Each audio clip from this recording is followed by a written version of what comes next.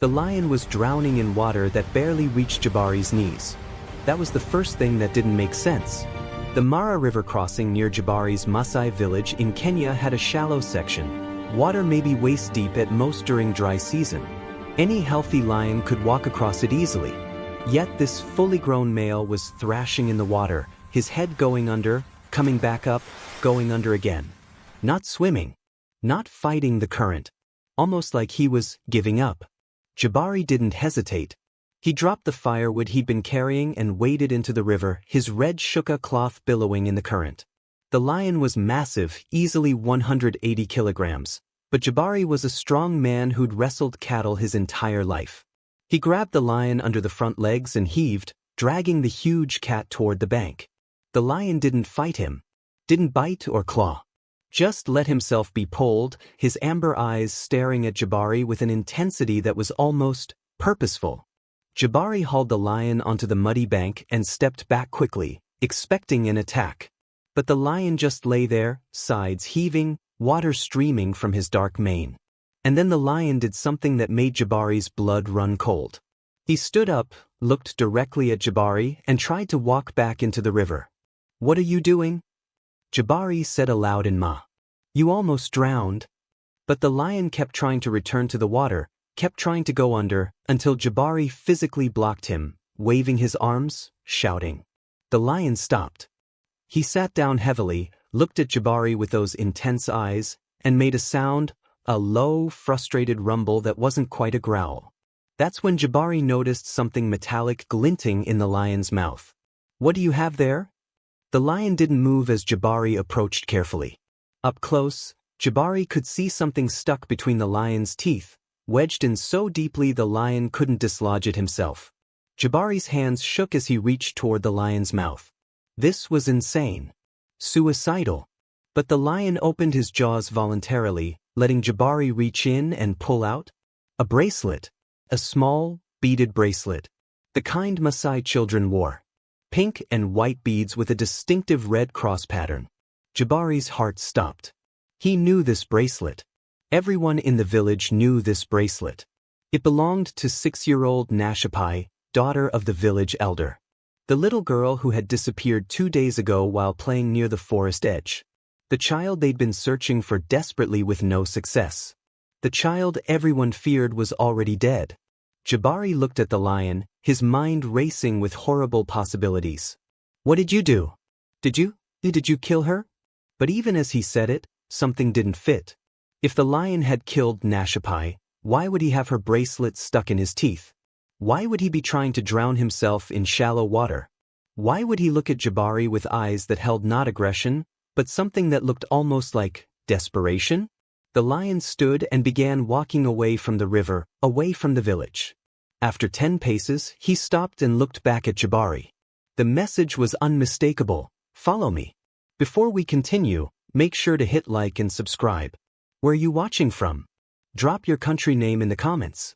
Now let me tell you what happened next, because this story is about to take a turn no one could predict. Jabari's first instinct was to run back to the village, show them the bracelet, tell them about the lion. But something stopped him. The way the lion was looking at him. The deliberate way he'd allowed Jabari to take the bracelet from his mouth. The strange behavior in the river. This wasn't the behavior of a killer. This was the behavior of something else. "You want me to follow you," Jabari said quietly. "You're trying to tell me something." The lion made that rumbling sound again and started walking. Jabari followed. His hand gripped his walking stick tighter, every survival instinct screaming that this was madness. Following a lion deeper into the bush, away from safety, away from help. But that bracelet, if there was even a chance Nashapai was alive? They walked for 20 minutes, the lion maintaining a steady pace, constantly checking that Jabari was still following. The terrain grew rougher, rocky outcrops, thorny bushes, areas where the search parties hadn't reached. Then Jabari saw something that made his stomach clench. A small pink shoe, child-sized, caught on a thorn bush. He recognized it immediately, Nashapai's shoe. The one her mother had made for her just last month. The lion stopped beside the shoe, looked at it, then looked at Jabari. "See? I'm showing you. Follow." Jabari's heart was pounding now, hope and fear warring inside him. The shoe meant Nashapai had been here. But was she still alive? They continued. The lion led him down a slope, around a massive boulder, through a section of forest so dense Jabari would never have found it on his own. And then Jabari saw something that made his breath catch, a piece of torn cloth. Blue with white flowers. The exact pattern of the dress Nashapai had been wearing when she disappeared. "Oh God," Jabari whispered. "Where is she? Where's the child?" The lion's pace quickened. He was moving with more urgency now, breaking into a trot. Jabari ran to keep up, branches whipping his face, his lungs burning. They emerged into a small clearing, and the lion stopped abruptly at the edge of what looked like a collapsed animal burrow or small cave. The entrance was partially blocked by fallen rocks and earth. The lion pawed at the rocks and made a sound, not a roar, but a call. Almost like he was calling to something, or someone. And then Jabari heard it. Faint, but unmistakable. "Help! Someone help me!" A child's voice. Nashapai's voice. "Nashapai!" Jabari shouted, dropping to his knees at the cave entrance. "Nashapai, can you hear me? Mr. Jabari?" The voice got stronger, filled with desperate hope. "Mr. Jabari, is that you? I'm stuck. I can't get out." Jabari started tearing at the rocks with his bare hands, his mind barely processing what was happening. Nashapai was alive, trapped underground, and this lion had led him directly to her. "I'm here, child. I'm getting you out. Are you hurt?" "My leg hurts. And I'm so thirsty. But the lion brought me water. He's been protecting me." Jabari froze. "The lion, what?" "The big lion. He found me after I fell. He's been staying with me. He brought water in his mouth and let me drink it. He fought away a hyena that tried to come in. But he couldn't move the rocks. He tried so many times, but they're too heavy for him." Jabari looked at the lion, who was watching him work, and suddenly everything made sense. The lion hadn't killed Nashapai. He'd found her trapped and had been protecting her, bringing her water, keeping predators away. But he couldn't free her from the collapsed burrow. He didn't have hands, couldn't move heavy rocks strategically. So he'd tried something extraordinary. He'd deliberately crossed the river to the human side, something lions avoided because of the village proximity. He'd let himself appear to be drowning in shallow water, knowing humans would help. He'd kept Nashapai's bracelet in his teeth as evidence, as proof, as a message. "Follow me. Help her. Please." "You brilliant, incredible creature," Jabari whispered. It took 40 minutes to clear enough rocks to reach Nashapai. She was wedged in a small pocket of space, her left leg bent at an awkward angle, her face streaked with dirt and tears. But she was alive. Jabari carefully pulled her free. She immediately wrapped her arms around his neck, sobbing with relief. "I thought no one would find me. I thought I was going to die down there. But the lion, Mr. Jabari, the lion wouldn't leave me. Even when I was scared of him at first, he just stayed. He kept me safe." Jabari looked at the lion, who was sitting nearby, watching the rescue with those intense amber eyes. "How long has he been with you?" "Since I fell. 2 days. He even slept at the entrance at night so nothing could get to me.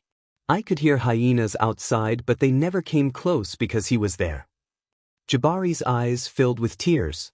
This lion had spent 2 days protecting a human child. Had sacrificed hunting time, water time, everything, to guard her. And when he realized he couldn't free her himself, he'd done the unthinkable. He'd asked humans for help. "Can you walk?" "I don't think so.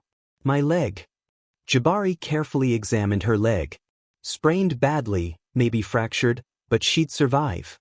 He fashioned a makeshift splint from branches and his shuka cloth, then lifted Nashapai in his arms. The journey back would be long and difficult, but they'd make it. The lion stood and began walking ahead of them, leading them back toward the village, taking a different route, an easier one, with gentler slopes that Jabari could manage while carrying a child. Even now, the lion was helping. They reached the village boundary as the sun was setting. People saw them coming and began shouting, running toward them. Nashapai's mother, Nazirian, screamed her daughter's name and came sprinting.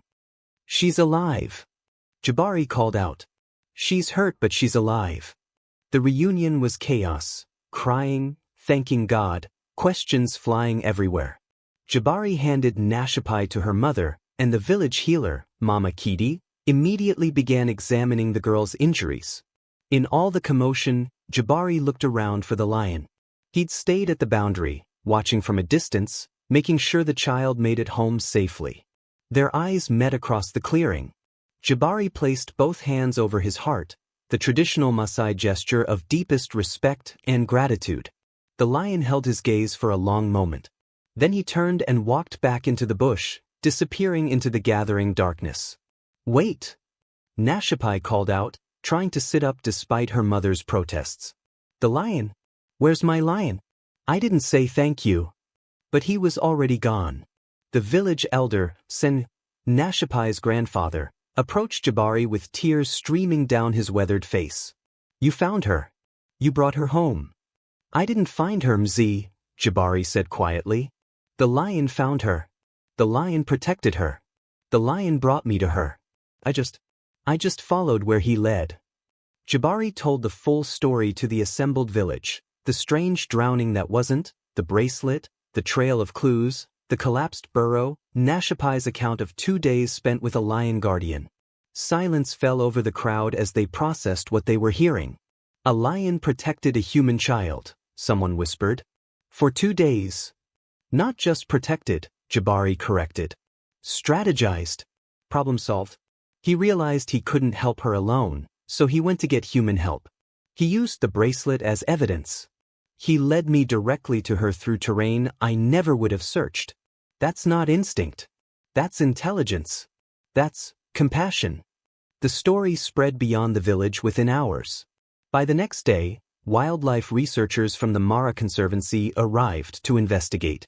Dr. Kamau, a behavioral biologist, interviewed Jabari and Nashapai extensively, documenting every detail.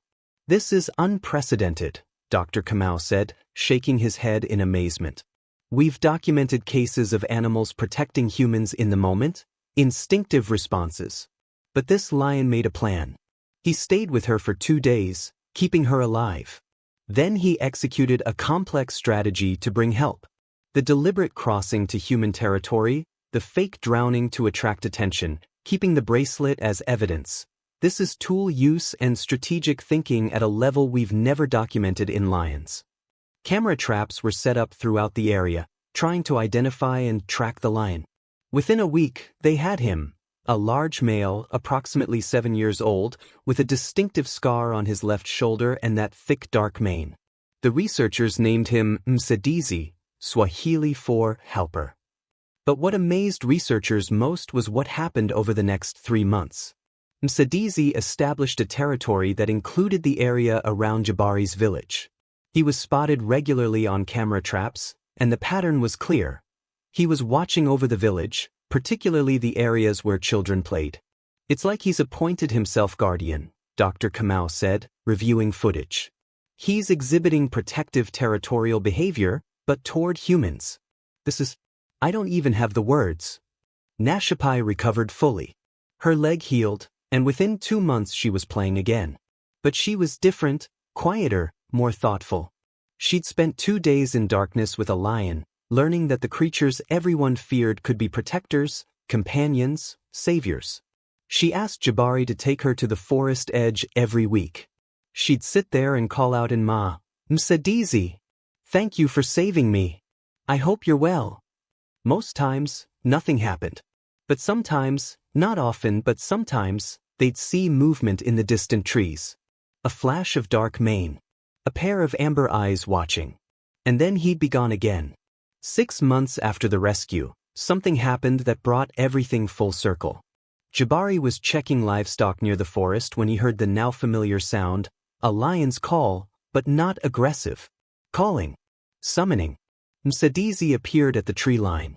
But he wasn't alone. Beside him was a lioness, clearly his mate.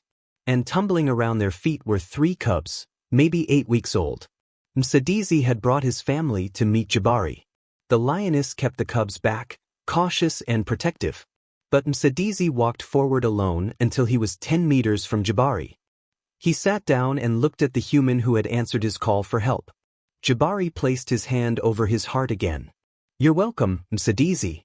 You saved her life by bringing me. We saved her together." The lion made a soft chuffing sound, the greeting lions give to friends, then returned to his family and led them back into the forest. "He wanted you to see," Nashapai said. She'd followed Jabari without him noticing. "He wanted you to know he has a family now too. That he's happy." "I think you're right," Jabari said, wiping tears from his eyes. Today, 3 years later, Msadizi is still occasionally spotted in the area. His territory overlaps with the village, and livestock kills from his pride are virtually non-existent, highly unusual for a lion pride in such close proximity to humans. Nashapai is now 9 years old. She's told her story hundreds of times, to researchers, to journalists, to other children. She wants to be a wildlife veterinarian, to help protect the animals that once protected her. "People think lions are just killers," she says. "But Msadizi chose to help me instead of hurt me. He spent 2 days keeping me alive when he could have just walked away. He's proof that we don't understand animals as well as we think we do." Dr. Kamal published multiple papers on Msadizi's behavior, challenging fundamental assumptions about lion cognition, cross-species empathy, and animal problem-solving abilities. But for Jabari, the lesson was simpler and more profound. "I almost didn't follow him," he admits. "I almost ran back to the village with the bracelet and let the humans search. But something made me trust him. Something made me believe that lion was trying to tell me something important." He pauses. We need to listen more, to watch more, to trust that animals are trying to communicate with us in ways we're only beginning to understand. If this story moved you, share it. Tell us in the comments, have you ever had an animal try to communicate something important to you? Hit like and subscribe for more stories that challenge everything we think we know about animal intelligence, that prove compassion exists across all species, and that remind us the line between human and animal is far thinner than we imagine. Because somewhere in the Mara, a lion with a dark mane still watches over a village, and a young girl who spent 2 days in darkness with him knows a truth that the rest of us are only beginning to learn. Intelligence and compassion aren't human inventions. They're gifts shared across all life. We just have to be brave enough to recognize them. Sometimes the most dangerous-looking creatures are the heroes. Sometimes drowning in shallow water is a call for help. And sometimes following a lion into unknown territory is the bravest and most important thing you'll ever do.